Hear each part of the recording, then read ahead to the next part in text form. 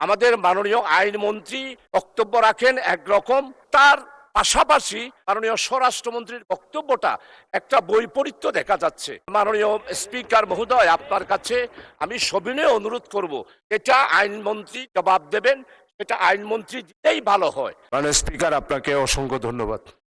আসলে আপনি অত্যন্ত অভিজ্ঞ পার্লামেন্ট চালানোর ক্ষেত্রে।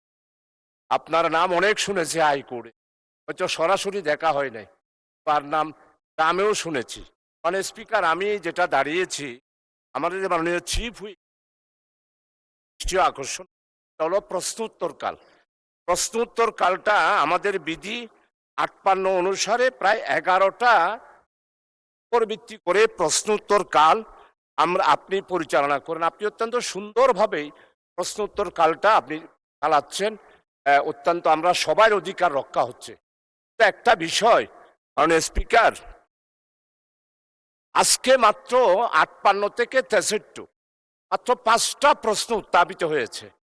আজকে আমাদের প্রায় ৭-৮ জন মেম্বার আমরা মনে করেছিলাম যে আপনি আস্তে আস্তে একটাতে যদি মিনিট করেও হয়, তাহলে ১ ঘন্টার মধ্যে প্রায় ২০টা না প্রায় ২৫টা পর্যন্ত প্রশ্ন উত্তর কাল চলতে পারে। এই জন্য আপনার একটু দৃষ্টি আকর্ষণ করছি, প্রশ্ন উত্তর কালটা আমাদের পার্লামেন্ট মেম্বারদের প্রশ্ন উত্থাপন এবং মাননীয় মন্ত্রীদের উত্তরে এই ব্যাপারে যদি আপনি একটু কন্ট্রোল করেন, তাহলে আমাদের সবার স্বার্থটা রক্ষা হয়। আরেকটা হলো ২ নম্বর পয়েন্ট, যেটা সেটা হলো যে প্রশ্ন উত্তর আমরা যা করেছি এইগুলা যদি কমপক্ষে আপনার পক্ষ থেকে একটা রুল দিয়ে বলা হয় যে অন্যান্য প্রশ্নগুলো উত্থাপিত হলো বলে গণ্য হলো, এই বিষয়টা যদি বলেন, তাহলে আমাদের প্রশ্নগুলা প্রেসে যায়, উঠে এবং জাতি জানতে পারে আমরা কি প্রশ্ন করলাম আর মাননীয় মন্ত্রী মহোদয়রা কি।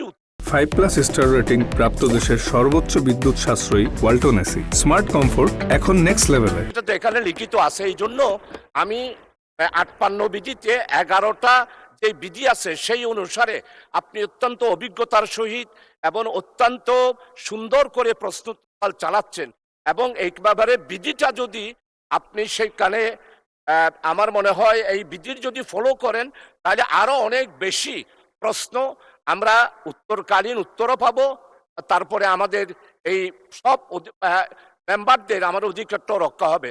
মাননীয় স্পিকার, দ্বিতীয় পয়েন্ট হলো আমাদের মাননীয় মন্ত্রী মহোদয়রা অত্যন্ত বিজ্ঞ এবং অত্যন্ত পুরানা পার্লামেন্টারিয়ান, তাদের কথাবার্তা অত্যন্ত সুন্দর। আজকে দেখতে পাচ্ছি আমাদের মাননীয় আইনমন্ত্রী বক্তব্য রাখেন একরকম, তার পাশাপাশি মাননীয় স্বরাষ্ট্রমন্ত্রীর বক্তব্যটা একটা বৈপরীত্য দেখা যাচ্ছে। মাননীয় স্পিকার মহোদয়, আপনার কাছে আমি সবিনয়ে অনুরোধ করব, এটা আইনমন্ত্রী জবাব দেবেন, এটা আইনমন্ত্রী দিতেই ভালো হয়। আমার কাছে মনে হচ্ছে আইনমন্ত্রী মহোদয়ের বক্তব্যটা আমরা সবাই অ্যাকসেপ্ট করতে পারি, কিন্তু আমাদের মাননীয় স্বরাষ্ট্রমন্ত্রী মহোদয় এই বক্তব্যটা রাখেন, এটা দুইজনের মধ্যে ভিন্নতা দেখা যাচ্ছে। এই জন্য আমি আপনার একটা রুলিং দাবি করছি, মাননীয় মন্ত্রী মহোদয়কে রিলিভেন্ট অনুসারেই আপনি পারমিশন দিলে ভালো হয়। মাননীয় স্পিকার, আপনাকে অসংখ্য ধন্যবাদ, আপনি আমার এই পয়েন্ট অফ অর্ডার আমাকে সময় দিয়েছেন। Thank you very much. ধন্যবাদ মাননীয় সদস্য।